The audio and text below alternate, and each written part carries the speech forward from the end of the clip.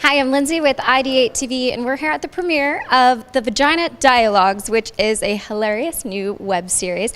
And I'm here with creator Susan Rubin and director Eric Watson. So Susan, tell me a little bit about where did this come from? What inspired you to create the Vagina Dialogues? I had written a series of blogs for Ms. Magazine blog, and they were based on real stories about stuff going on with women in the world that were so atrocious that we decided we had to write them funny. And so once we had written the Ms. blogs and they proved to be popular, my friend and goddaughter Becky came to me and said this would be much more effective as a dialogue because you'd get a couple of points of view on these very atrocious things that we had made funny. So we took the blogs I had written and turned them into dialogues, and we created characters within the group, and Eric directed it, and it turned into a really interesting way to talk about everything in it is true, which nobody quite believes, but everything we say is true, all the factual information is true, but we found a way to make it watchably interesting because it's funny. Mm-hmm. And the women are funny, and the man in it is funny, and the director's funny, and I contributed something. Oh, Eric, what was it like directing this? It was a challenge because it's very because we shot 6 episodes in 2 days.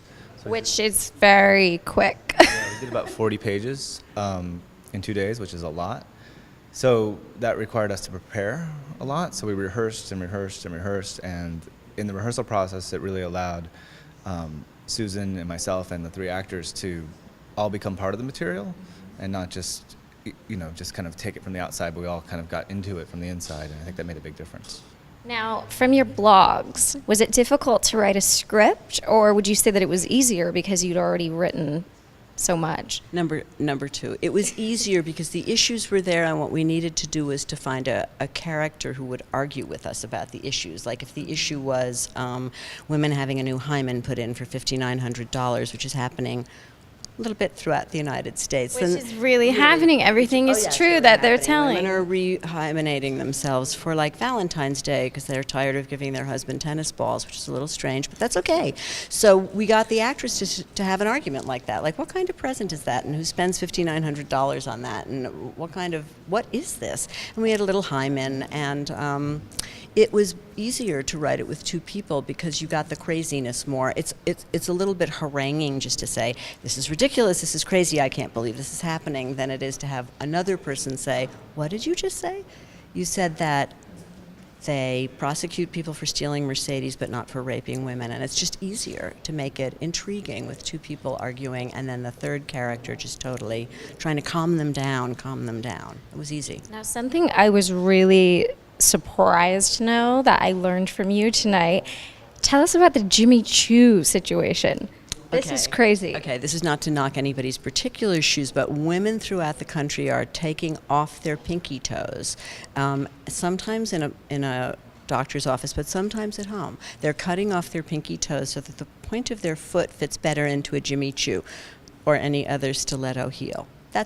Maybe it's not a problem. I think it's a little strange. So we had a lengthy discussion about that I wrote in the blog about that, and then the women on set had a very interesting discussion that included chicken cutlets and what women do to enhance their breasts and over tanning until you're burned and all of that. But the Jimmy Choo thing is real, and we used little Chinese shoes from when Chinese women had their feet bound and their feet were 3 feet long, and we had the real shoes. And it's got a certain similarity if you look at it that way. Did you have to rewrite a lot of stuff? No. What was no, not because I'm so great, but because the actors are so funny, and because, they did pratfalls. They did stuff that's just funny. Eric, what do you got coming up? Any projects in the works? Well, if Susan gets it together and starts writing again, hopefully I will. So can we expect some more episodes out of you, Susan?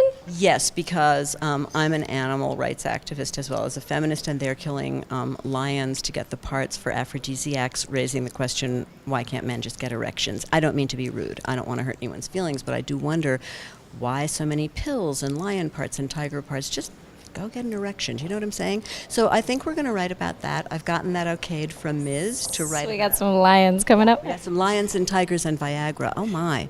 So that's the next blog, and then we'll turn that into a argument between the floozy and the pompous woman on the show.